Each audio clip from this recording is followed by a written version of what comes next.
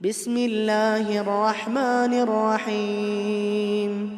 اقرأ باسم ربك الذي خلق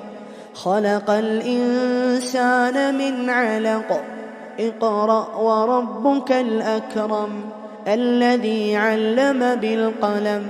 علم الإنسان ما لم يعلم كلا إن الإنسان ليطغى أن رآه استغنى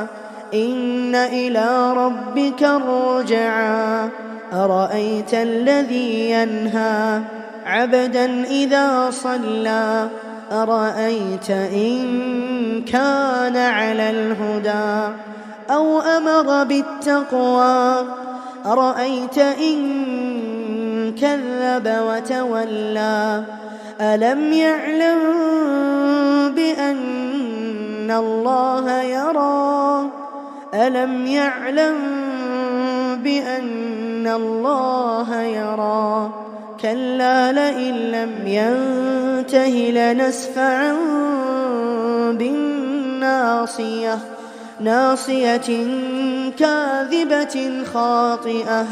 فليدع ناديه سندع الزبانية كلا لا تطعه واسجد واقترب